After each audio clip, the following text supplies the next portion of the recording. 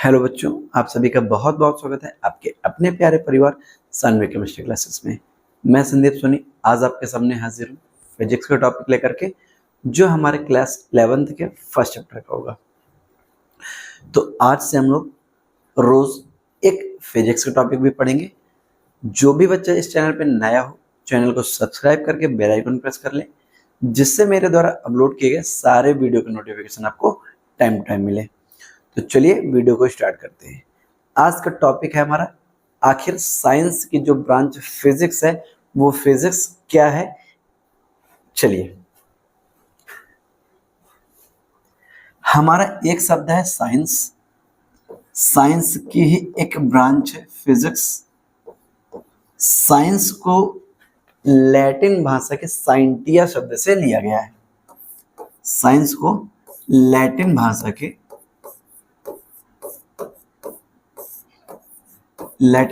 किस शब्द से लिया गया है? साइंटिया। लैटिन भाषा के साइंटिया, इसको हिंदी में बोलते हैं साइंटिया। साइंटिया शब्द से लिया गया है और इस साइंटिया शब्द का अर्थ होता है से लिया गया है।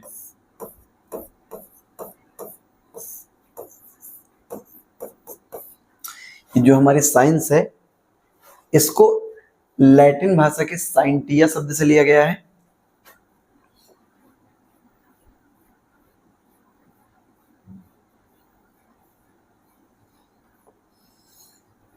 साइंटिया, ठीक है। और ये जो साइंटिया शब्द है इसका अर्थ होता है जानना या ज्ञान प्राप्त करना। इस शब्द का अर्थ क्या होता है? इसका अर्थ होता है जानना, या कह सकते हैं ज्ञान प्राप्त करना, या हम इसी को कह सकते हैं ज्ञान प्राप्त करना।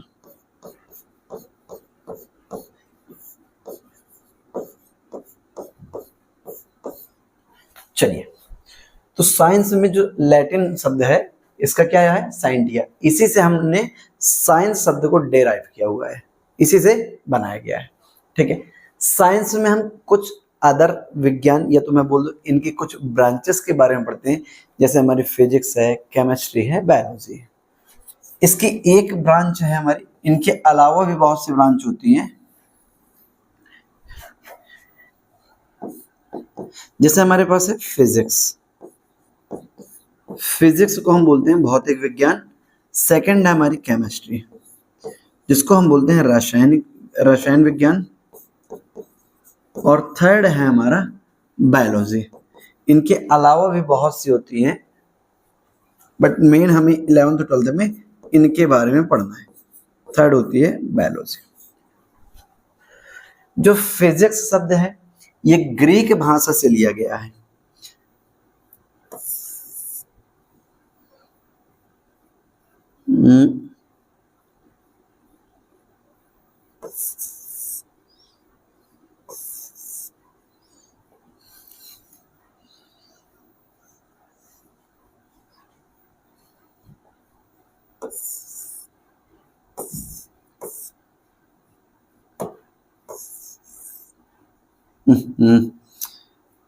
ये कुछ शब्द हैं।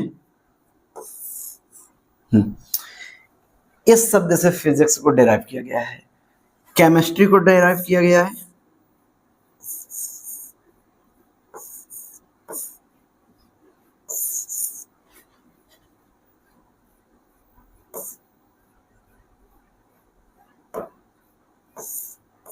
इस शब्द से, ठीक है। इस शब्द को हम पढ़ते क्या है ग्रीक लैंग्वेज में? इसको पढ़ते हैं फ्यूसिस। फ्यूसिस। और इस शब्द का अर्थ होता है नेचर। इस शब्द का अर्थ हमारा क्या होता है? फ्यूसिस का नेचर।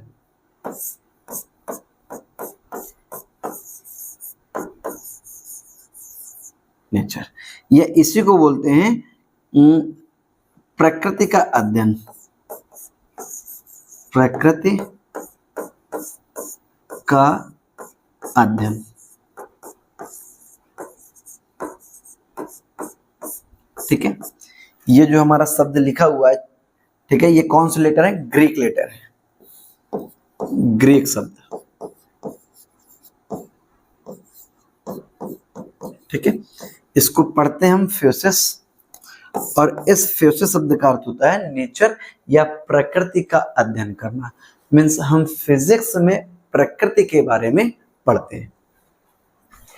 ये हमारा केमिस्ट्री है, ये भी हमारा जो लेटर बने हुए हैं ये सब हमारे क्या है? ग्रीक लेटर है, ग्रीक। ठीक है, इसका अर्थ सोना होता है या आसवन। अलग अलग अगर देशों की लैंग्वेज के हिसाब से देखें तो अलग अलग इनके अर्थ मिलते हैं। और अगर लैटिन भाषा में देखें तो लैटिन भाषा में ये जो केमिस्ट्री शब्द है बताया गया है कि कीमिया शब्द से लिया गया है। किस शब्द से? कीमिया शब्द से। और इस शब्द का अर्थ होता है पृथ्वी। ठीक है, और कहां की पृथ्वी? ये मिस्र देश है, तो मिस्र देश की पृथ्वी, अर्थात इसी को बोल देते हैं कि इसका मतलब क्या होता है? काला रंग। क्यों? क्योंकि जो हमारी मिस्र देश था, मिस्र देश में वहां की जो पृथ्वी की मिट्टी थी उसका रंग काला था, तो इसी को बोल देते हैं काला रंग। ठीक है, जो कीमिया शब्द है वो यहां से लिया गया है मिस्र देश से। और जो ये हमारा ये शब्द है ये ग्रीक के लेटर है। बायोलॉजी की अगर बात करें तो जो बायोलॉजी है वो बायोस और लोगोस शब्द से बनाया गया है। ठीक है, बायोस का मतलब होता है जीवधारी या तो जीव बोलो, जीव। ठीक है, और लोगस का मतलब होता है अध्ययन। ठीक है, इस प्रकार से बायोलॉजी शब्द का मतलब हो जाता है जीवधारियों का अध्ययन करना। ठीक है, तो बायोलॉजी में हम जीवधारियों के बारे में अध्ययन करेंगे। केमिस्ट्री में हम लोग कोई भी परमाणु मतलब किन्हीं भी पदार्थों के बारे में अध्ययन करेंगे सीधा सा। और फिजिक्स शब्द जो है, फिजिक्स के अंतर्गत हम नेचर के बारे में अध्ययन करेंगे। फिजिक्स शब्द का सर्वप्रथम यूज अरस्तु ने किया था। अरस्तु ने, सॉरी, न्यूटन। अरस्तु ने बायोलॉजी का किया था। फिजिक्स का सबसे प्रथम न्यूटन ने यूज किया था। एक सेकंड में पानी पी लो।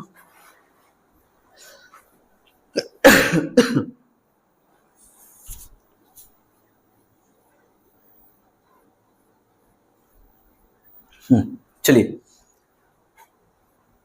क्या बता रहा था? हाँ, फिजिक्स शब्द को न्यूटन ने दिया था और इसी को इनके पिता कहा जाता है। फिजिक्स के पिता किसे कहा जाता है? न्यूटन को।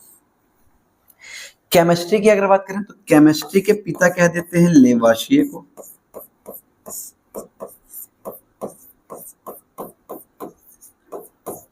लेवाशियर या लेवाशियर मिलेगा।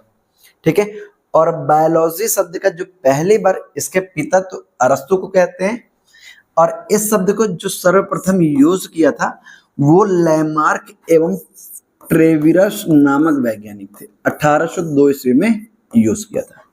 लैमार्क एवं ट्रेविनस,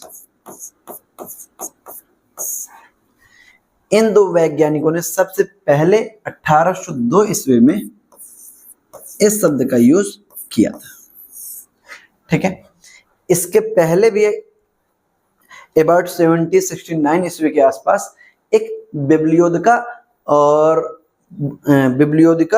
और उसका नाम है बोटोनिका, इस बुक में भी बायोलॉजी शब्द का यूज किया गया था। ठीक है, ये हमारी फिजिक्स, केमिस्ट्री और बायोलॉजी का अलग अलग इसके बारे में थोड़ा सा जानकारी होगी। इसके बाद अब हम आते हैं फिजिक्स में। इसके बाद आते हैं हम फिजिक्स में।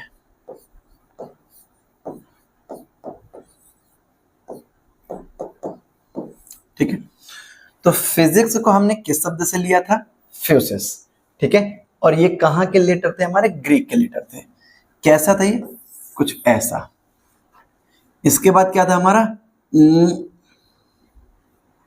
न्यू टाइप, ये हो गया।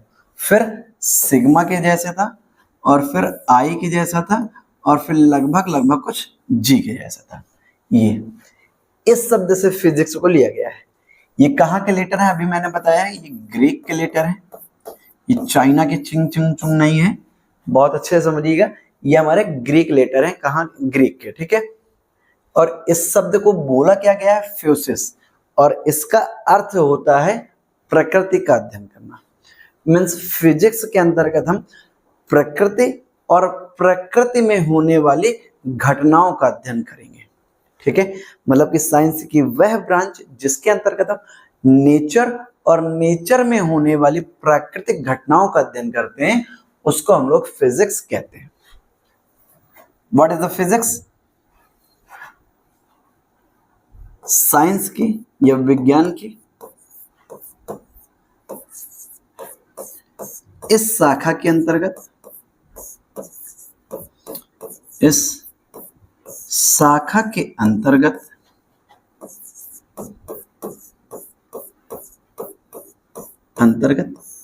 नेचर और नेचर में होने वाले प्राकृतिक घटनाओं, नेचर तथा नेचर में होने वाली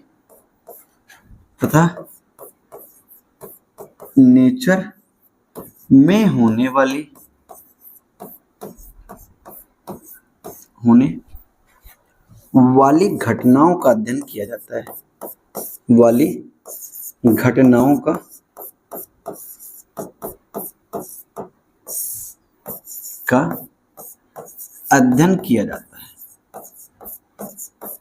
अध्ययन किया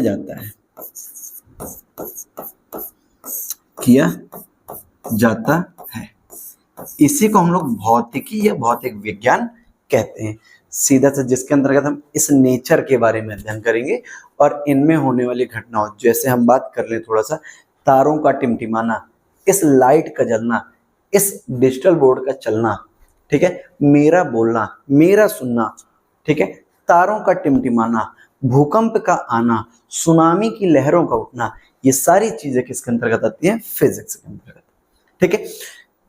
बल्ब का जलना, फैन का घूमना, ये सारी चीजें, जितनी भी इस दुनिया में जो भी चीजें ये हो रही हैं, ये सारी चीजें किसके अंतर्गत हम पढ़ेंगे, फिजिक्स के अंतर्गत पढ़ेंगे, ठीक है। सभी बच्चे इनकी नोट्स बनाते जाएं। जो भी बच्चे आलसी टाइप के होंगे वो मैं इस पीडीएफ की लिंक दे दूंगा, तो आप पीडीएफ को डाउनलोड भी कर सकते हैं, बट सबसे अच्छी अपनी हैंड रिटन नोट्स होती है, ठीक है। ये फिजिक्स के, ये है हमारी फिजिक्स, ठीक है। अब फिजिक्स में कोई भी सिद्धांत पूरी तरह से एक बार में सही नहीं होगा, ठीक है। उसमें धीरे धीरे सिद्धांत की क्या होंगे, सही किए जाएंगे। मतलब कोई भी अगर साइंस में हम बात करें, वो फिजिक्स हो या केमिस्ट्री हो, तो किसी भी नियम का वहां पे अंत नहीं हो जाता कि किसी भी साइंटिस्ट ने एक नियम दे दिया हो और उस नियम के आधार पे उसकी पूरी थ्योरीज आ जाए, ऐसा कोई पॉसिबल नहीं है, या उस सिद्धांत को हम उसका अंत नहीं कह सकते हैं, क्योंकि विज्ञान है, ये टाइम टू टाइम धीरे धीरे डेवलप होती जाएगी। तो उसमें से जो भी पहले के मिस्टेक होंगे उनको आगे सुधारा जाएगा। क्लियर इतना? इसमें मैं बोल दूं अगर, तो आप चाहें तो लिख लें एक पॉइंट, विज्ञान की या साइंस का कोई भी सिद्धांत अंतिम नहीं होता है।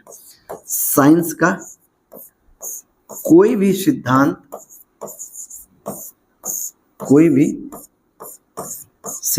पहले थोड़ा सा इनका एग्जांपल लिख लो आप लोग। एग्जांपल जैसे दिन रात का होना, दिन एवं रात का होना,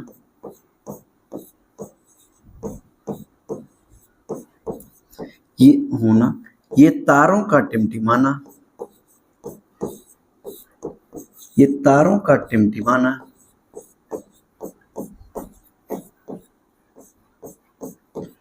ये लहरों का उठना, टिमटिमाना, ये लहरों का उठना, जैसे समुद्र होते हैं, समुद्र में लहरें उठती हैं, लहरों का उठना, ये पंखे का चलना,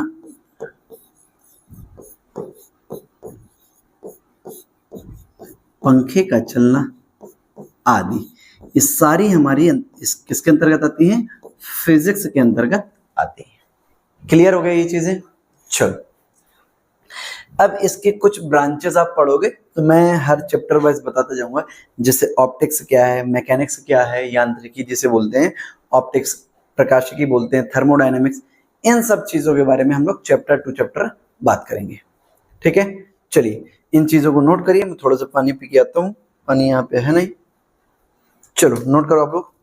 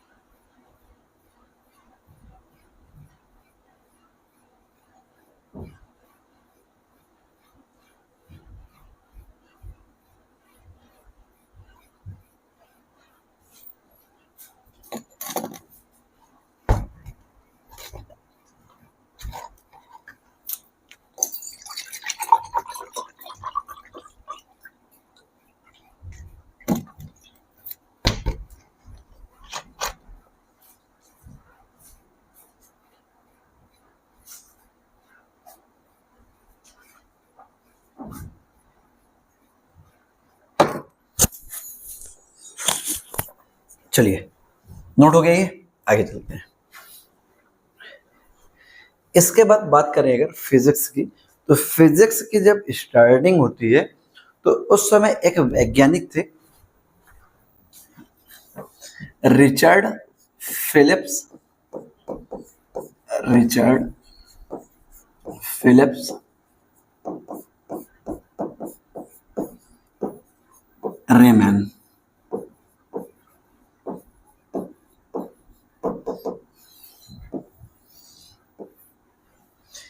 इन्होंने बताया साइंस के बारे में थोड़ा सा, जैसे एक चेस बोर्ड लिया जाए,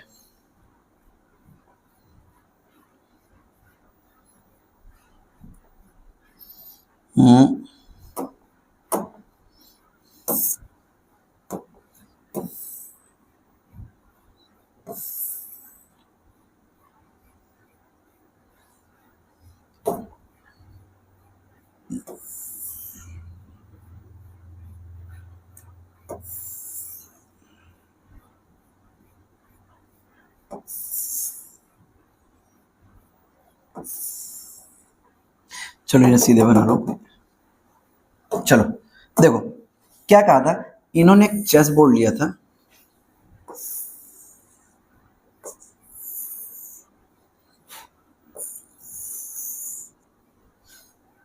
इसमें कितने भाग होते हैं? 8।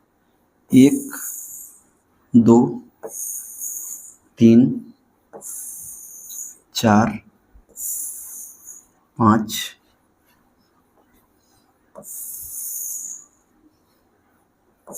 5 2 7 और 1 8। ठीक है, 1 2 3 4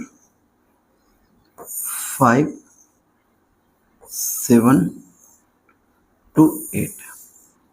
ठीक है, ये हो गया हमारा चेस बोर्ड।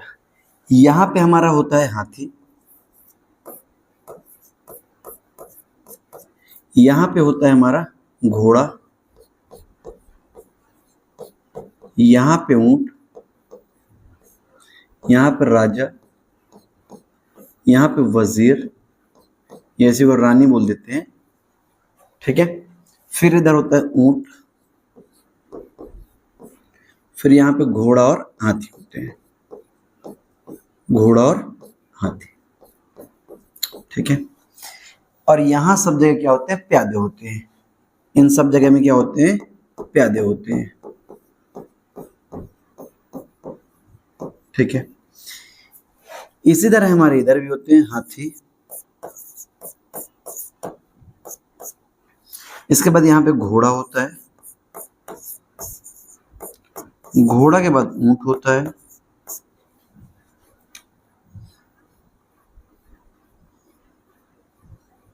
फिर यहाँ पे वजीर होता है, अपोजिट होते हैं वजीर, और फिर यहाँ पे होती है हमारी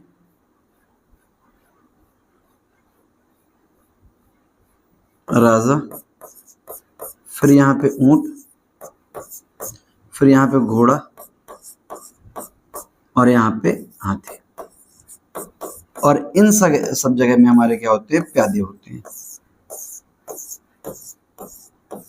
यहाँ पे क्या होते हैं, प्यादे, या जिसे बोलते हैं सैनिक। ठीक है, कुछ इस प्रकार से चेस बोर्ड। इन्होंने कहा, रिचर्ड ने, कि जैसे यहाँ इस गेम को खेलने के लिए दो लोग हैं, सपोज करो इधर है, इस नाम बढ़िया से रख लेते हैं रसगुल्ला, ठीक है, इधर है इमरती। चलो, ये दो लोग इस गेम को स्टार्ट करते हैं, ठीक है। इसके बाद इस गेम को ऑब्जर्व करने के लिए, मतलब सीखने के लिए एक और इंसान बैठा हुआ है, उसको हम कह देते हैं, ये इसकी आंखें हो गई, ये इसका मुंह हो गया, ठीक है, एक छोटी सी बिंदी लगी हुई, इसका नाम बोल देते हैं रसमलाई। इसका नाम क्या है, रसमलाई। किसी के मुंह में पानी ना आए, ठीक है, जिसके मुंह में पानी आए वो जाए मिठाई लेने। ये रसगुल्ला भी बना लेते हैं थोड़ा सा, ये हमारा रसगुल्ला हो गया, और ये हमारी इमरती हो गई, ये इसके बाल हो गए, ठीक है। चलो, अब ये इस गेम को ऑब्जर्व करता है और इसको देख करके अपने एक फ्रेंड को बताता जाता है। यहाँ पे इसका एक फ्रेंड हो गया,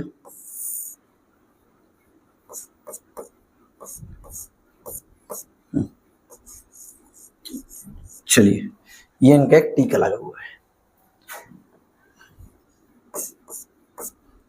ये इनका एक टीका लगा हुआ है, ठीक है, इसका नाम रख लो छेना। चलो, ये क्या है, छेना है। ये एक कान में फोन लगाए हुए हैं,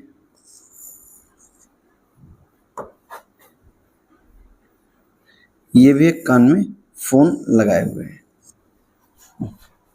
ये क्या है, फोन है, ठीक है। ये दोनों व्यक्ति गेम खेल रहे हैं। ये इसमें होता क्या है, सबसे पहले रसगुल्ला क्या करता है, अपने इस प्यादे को उठा करके यहाँ पे रखता है।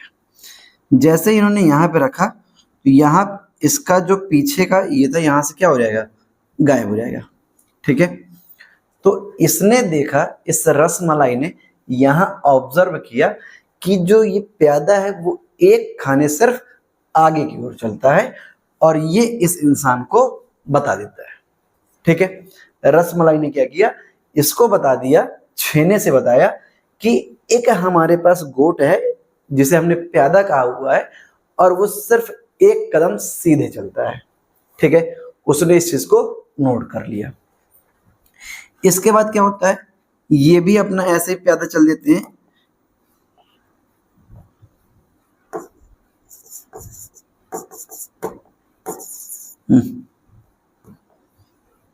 इन्होंने यहां पे चल दिया, ठीक है।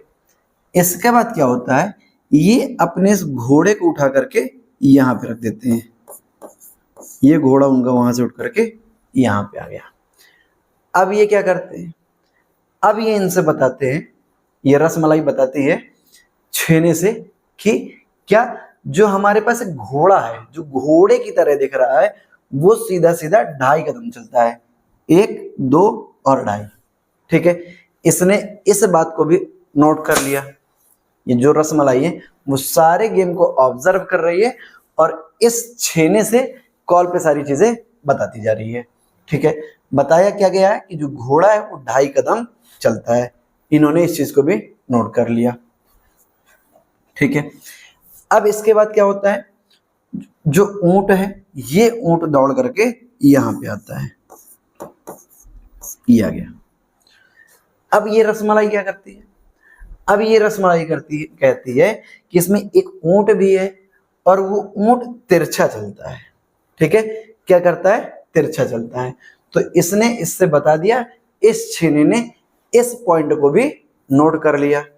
ठीक है, अब इसके बाद क्या होता है, चलो इसी प्रकार ये हाथी निकल करके आता है, ये प्यादा चला गया कहीं। ठीक है, आप लोग अगर गेम जानते हो तो ये प्यादा जब हटेगा तभी ये हाथी आगे आएगा। अब ये हाथी सपोज करो यहां से यहां आता है। चलो मारने वारने वाली बात नहीं है कि ऊंट को मार दे, इससे हमें अभी कोई मतलब नहीं, हम गेम नहीं खेल रहे हैं। ठीक है, इन्होंने कहा कि अभी इसमें एक रसमलाई ने इस चीज को भी ऑब्जर्व किया और देखा कि इसमें एक हाथी है, वो क्या करता है, वो सीधे सीधे चलता है। ठीक है, ये रसमलाई इस छेने से बताती है कि इसमें एक हाथी है और वो सीधे कदम चाल चलता है। ठीक है, इसके बाद क्या होता है आगे, इसमें एक वजीर है, देखो ये वजीर है, ये वजीर चलता है, ये सारी मान लो हट गई। अब ये वजीर क्या है, तिरछा भी चलता है और सीधा भी चलता है, कितनी भी गोट कितने भी कदम किसी भी प्रकार चल सकता है, सीधा या तिरछा कुछ भी। ठीक है, इस चीज को ये रसमलाई ऑब्जर्व करती है और इस छेने से बताती है कि अभी इसमें एक वजीर है, वो क्या कैसे चलता है कि वो चलता है कि तिरछा चलता है या सीधा चलता है, कितने भी कदम कहीं किसी भी प्रकार से चल सकता है। ठीक है, अब धीरे धीरे क्या होता है, ये गोट यहाँ पे आई, ये जो हमारा प्यादा है यहाँ पे आया, ये वाला प्यादा यहाँ पे आया। ठीक है, चलो ये प्यादा यहाँ पे है, अब ये इसको तिरछा मार देता है। ठीक है, अब ये कहता है, अब ये थोड़ा सा जो रसमलाई है ये पीछे से डिस्टर्ब हुई, क्यों, क्योंकि जो हमारे ये प्यादे थे ये चल तो सीधे रहे थे, है ना, बट जब मारने की बात आती है तो वो कैसे चलता है, एक कदम तिरछा चलता है। तो रसमलाई पहले इससे क्या कहती है छेने से कि जो प्यादा है वो तिरछा मारता है। ठीक है, इस छेने ने क्या कहा, इसने अपनी बातें नोट करी हुई थी, इन्होंने कहा कि नहीं, वो प्यादा तो हमारा सीधा चलता है, क्योंकि इस प्यादे ने यहाँ जब चाल चली थी स्टार्टिंग में तो कैसा गया था, सीधा गया था। तो ये छेना कहते हैं, इससे बताता है कि नहीं, जो हमारा प्यादा है वो तो सीधे चलता है। तो ये रसमलाई क्या कहती है, रसमलाई कहती है कि नहीं, वो चलता तो सीधा है, लेकिन जब मारने की किसी को बात आती है तो क्या करता है, एक कदम मतलब तिरछा चलता है, तिरछा चल करके मारता है। ठीक है, सारी चीजें समझ में आ रही हैं, वीडियो क्लियर है?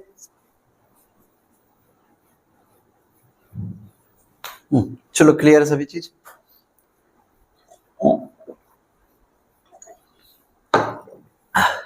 चलो, इन्होंने रसमलाई ने इनसे क्या कहा कि जो प्यादा है वो चलता तो सीधा है, लेकिन जब मारने की बात आती है वो तिरछा मारता है।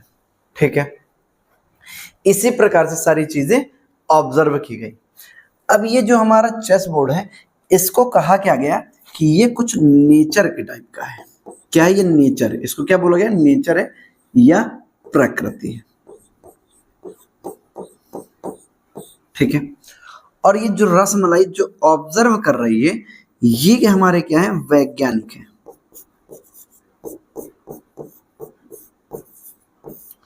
और ये क्या है, ये ह्यूमन बॉडी या सीधा सा बोल दो पब्लिक है या जनता है। ठीक है, जो वैज्ञानिक है वो इस नेचर से सारी चीज को ऑब्जर्व करते हैं और सीधा सीधा वो नियम देते हैं। ठीक है, उन्हीं को जो नॉर्मली हम लोग हैं पढ़ते हैं और समझते हैं। कभी कभी क्या होता है, इन्हीं नेचर की कुछ चीजों में क्या होती हैं, गड़बड़ियां होती हैं।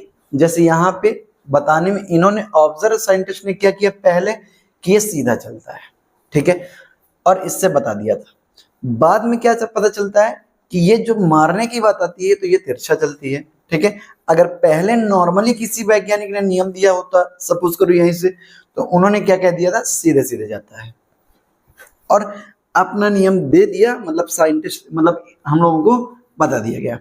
लेकिन इसके बाद क्या होता है, जब किसी को मारने की बात आती है, प्यादे अगर किसी को मार रहा है तो कैसे चलता है, तिरछा चलता है कर्व।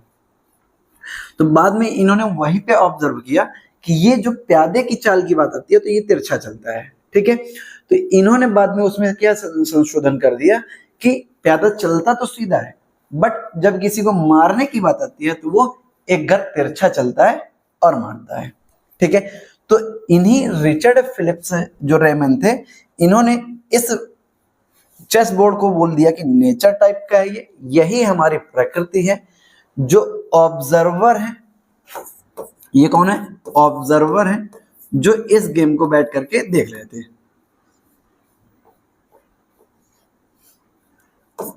ऑब्जर्वर, ठीक है। ये हमारे क्या है? साइंटिस्ट हैं। इस प्रकृति से सारी चीजों को देखते हैं, समझते हैं, और इस जनता तक ये लोग या इन लोगों तक ये सारे नियम को देते हैं, ठीक है। इसी प्रकार से हमारा नेचर है और इसी प्रकार से सारे नियम उसमें चलते हैं, ठीक है। अब इसके बाद इस चैप्टर में हमें पढ़ना क्या है? इस चैप्टर का नाम क्या है? मापन एवं मात्रक, ठीक है। तो अब इस चैप्टर की अगर बात करें हम, तो नॉर्मली हमें कुछ जो ब्रांचेज होंगी हम चैप्टर वाइज उनको पढ़ेंगे। अब इस चैप्टर का नाम है मापन एवं मात्रक। चलिए धीरे धीरे आगे बढ़ते हैं। चैप्टर का नाम है मापन एवं मात्रक।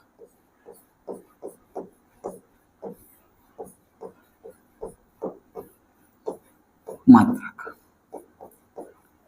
ठीक है। किसी चीज को मापने का मतलब क्या है? उनको किसी प्रकार से व्यक्त करना। और किसी चीज को मापने के लिए हम लोग भौतिक राशियों का प्रयोग करते हैं, ठीक है। तो हमारी भौतिक राशियां क्या होती हैं? चलो, मापने के लिए हम लोग क्या यूज करते हैं? भौतिक राशियां। तो ये दो प्रकार की होती हैं, एक होती है भौतिक राशियां और एक होती है अभौतिक। भौतिक राशियां फिजिकल क्वांटिटी बोलते हैं, और सेकंड है अभौतिक। अभौतिक, ठीक है। ये दो प्रकार से मापने के लिए दो चीजें यूज होती हैं। भौतिक राशियां क्या है? भौतिक राशियां वो होती हैं जिनकी सहायता से हम किसी भी चीज को मापते हैं, मतलब जिसकी सहायता से किसी भी चीज को मापना संभव होता है, वही हमारी क्या होती है? भौतिक राशि होती है। एक बार फिर से रिपीट कर रहा हूं, सुन लो अच्छे से।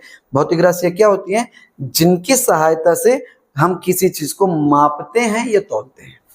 नोट कर लो इसकी डेफिनेशन क्या है भौतिक राशियों की।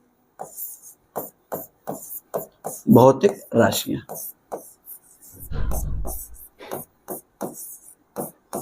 भौतिक राशियां, ठीक है, जिनकी सहायता से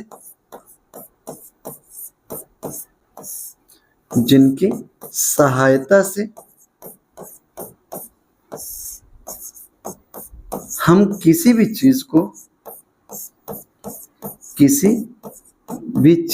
वस्तु बोल दो, किसी भी वस्तु या पदार्थ, जो भी बोलना बोल दो, या पदार्थ को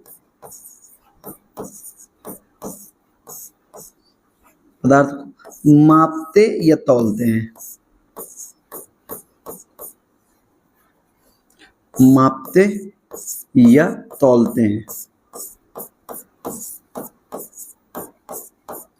तौलते हैं, भौतिक राशियां कहलाती हैं, ठीक है। सीधा सा, जिनकी सहायता से हम किसी भी चीज को मापते हैं या तौलते हैं, वही हमारी क्या होती है? भौतिक राशियां होती हैं, ठीक है। चलो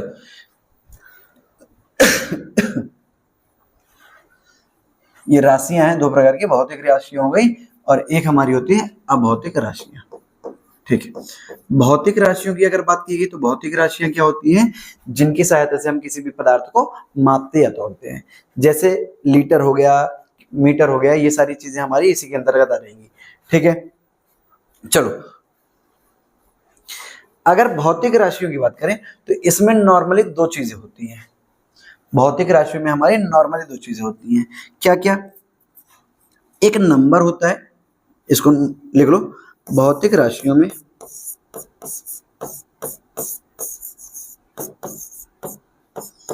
भौतिक राशियों में दो चीजों की आवश्यकता होती है।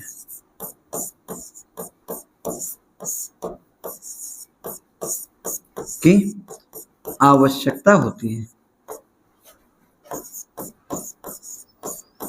आवश्यकता होती है। ठीक है, पहला होता है नंबर और दूसरा होता है यूनिट। इसको हम बोल देते हैं मात्रक। ठीक है, नंबर दो चीजें होती हैं, इसको नॉर्मली हम स्मॉल n से लिख सकते हैं, इसको स्मॉल u से। ये है हमारी यूनिट, ये है हमारी भौतिक राशि। भौतिक राशियों में दो चीजें होंगी, एक नंबर होगा, एक यूनिट होगा। जैसे हम बात करें कि मेरी हाइट 5 फीट है, या तो मैं कह दूं, सीधा सा एक एग्जांपल लेते हैं, बात करते हैं कि अगर मैं बोलूं कि मेरा वजन 50 है, तो क्या आप लोग इसको सही तरीके से मेजर कर पाओगे कि मेरा वजन कितना है? 50 किलो है, 50 ग्राम है या 50 क्विंटल है? आप लोग समझ नहीं पाओगे। ठीक है, तो इसको सही तरीके से समझने के लिए दो चीजों की आवश्यकता होगी, एक तो नंबर की आवश्यकता होगी और उसी के साथ साथ हमारे जो मात्रक होते हैं उनकी भी आवश्यकता होगी। जैसे मैंने कहा, एग्जाम्पल में ले लेते हैं, जैसे मैंने कह दिया कि एक पेड़ है और उसकी लंबाई मैंने कहा 10 मीटर है। ठीक है, मैंने क्या कहा कि एक पेड़ है और उसकी लंबाई 10 मीटर है। तो अब उसकी हाइट हम एग्जैक्ट तरीके से समझ जाएंगे कि वो पेड़ हमारा कितना ऊंचा है। इसमें देखो दो चीजें हैं, यही हमारी भौतिक राशियां हैं। भौतिक राशियां दो चीजों से मिलकर के बनी होंगी, एक परिमाण, इसी को आप क्या बोलते हो? नंबर को ही आप बोल देते हो परिमाण, एम्पलीट्यूड। ठीक है, दूसरा यूनिट, ये मात्रक होता है। ये 10 यहाँ पे हमारा क्या नंबर बोल दो, ये इसको बोल दे परिमाण है,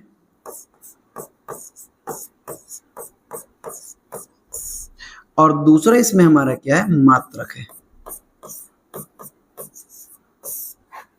क्लियर हो गया? जैसे और अगर बात करें तो मैंने कहा कोई चीज है 1 किलोग्राम है। ठीक है, यहाँ पे ये हमारा परिमाण हो गया, ये हमारा उसका यूनिट या मात्रक हो गया। इसी को हम कह सकते हैं कि 1000 ग्राम, कह सकते हैं ना। जो किलोग्राम है वो हमारे ग्राम में 1000 के बराबर होता है। चलो थोड़ा सा हम लोग पेड़ वाला एग्जांपल लेते हैं। जैसे मेरे पास ये एक पेड़ है, इसको मान लेते हैं हम कितना है? 10 मीटर है। ठीक है, क्या इसमें 10 मीटर है? चलो, अब इसका मतलब क्या है? ये जो मीटर है, जो एक मीटर है, एक मीटर आगे बताई जाएगी कि कितनी चीजें होती हैं ये। चलो, जैसे लंबाई क्या है, इन सब के बारे में आगे हम लोग एक एक डेफिनेशन पढ़ेंगे। जिसको अभी से जानना हो तो उसको मैंने केमिस्ट्री के टॉपिक में पढ़ा रखा है, तो आप लोग सर्च बॉक्स में जाकर के सर्च कर सकते हैं। क्या बोला गया था? मात्रक। ठीक है, measurements of by Sanvi chemistry classes आपको मिल जाएगी। चलो, जैसे मैंने कहा मीटर है, इसका मतलब ये इसकी है लंबाई कितनी बता दी गई? 10 मीटर। इसका मतलब इसमें एक एक मीटर के 10 हिस्से हैं, 1 2 3 4 5 6 7 8, कितने हो गए? 1 2 3 4 5 6 7 8 9 और ये 10। इस प्रकार से इस पूरे पेड़ में नॉर्मली 10 हिस्से हैं, एक एक मीटर के, उसी को मिला के बोला गया है 10 मीटर। ठीक है, मतलब मीटर कितने हैं? 10 बार है। 10 मीटर है तभी बना। ठीक है, जैसे बात करें, मैं अभी एक एग्जांपल और लिया था, अगर 1 किलोग्राम की बात करें तो ये 1000 ग्राम के बराबर होता है। ठीक है, इसको नंबर है N1 बोल सकते हैं, ये फर्स्ट यूनिट है U1 बोल सकते हैं। यहाँ पे इसी तरह N2 है और ये हमारा U2 है। ठीक है, क्लियर हो गया। चलो, जैसे यहाँ पे N1 है, N1 का मतलब पहला परिमाण हो गया, पहला एम्पलीट्यूड हो गया। U1 का मतलब है पहली हमारी यूनिट हो गई। इसी तरह यहाँ पे बराबर की बात इधर आए तो N2 का मतलब 1000 है, यहाँ पे ये भी हमारा एक एम्पलीट्यूड है, और U2 का मतलब दूसरा पैमाना है जो ग्राम में है। क्लियर। अब देखो, अगर यहाँ पे मात्रा का बड़ा है तो यहाँ पे जो यूनिट छोटी वाली है उसके नंबर हमारा बड़ा हुआ है। इसका मतलब हम सीधा सीधा कह सकते हैं N is inversely proportional to U। मतलब नंबर अगर हमारा बड़ा है तो यूनिट हमारा क्या होगा, छोटा होगा। नंबर बड़ा मतलब यूनिट छोटी। ठीक है, अगर नंबर छोटा है तो यूनिट हमारी क्या होगी, बड़ी होगी। इसके साथ यूनिट क्या है, किलोग्राम बड़ी लगी हुई है। तो अगर एम्पलीट्यूड नंबर हमारा छोटा है तो यूनिट क्या है, बड़ी है। लेकिन अगर नंबर हमारा बड़ा है इसका मतलब यूनिट हमारी क्या लगी हुई है, छोटी लगी हुई है। क्लियर हो गया। ये है हमारी भौतिक राशियां। आ गया समझ में। इसके बाद हमें पढ़ना है, भौतिक राशियों के बाद हमें पढ़ना है मात्रकों के बारे में और उन मात्रक की डिफिनीशन। तो चलिए इसके बाद नेक्स्ट वीडियो में मिलते हैं, तब तक के लिए बाय बाय। जो भी बच्चा नया हो चैनल को सब्सक्राइब जरूर कर लेगा, बेल आइकॉन प्रेस कर लेगा, और इन सभी लेक्चर्स की वीडियो जो नोट्स होगी वो स्वयं हैंड राइटन बनाए। तो चलिए मिलते हैं नेक्स्ट वीडियो में, तब तक के लिए बाय बाय।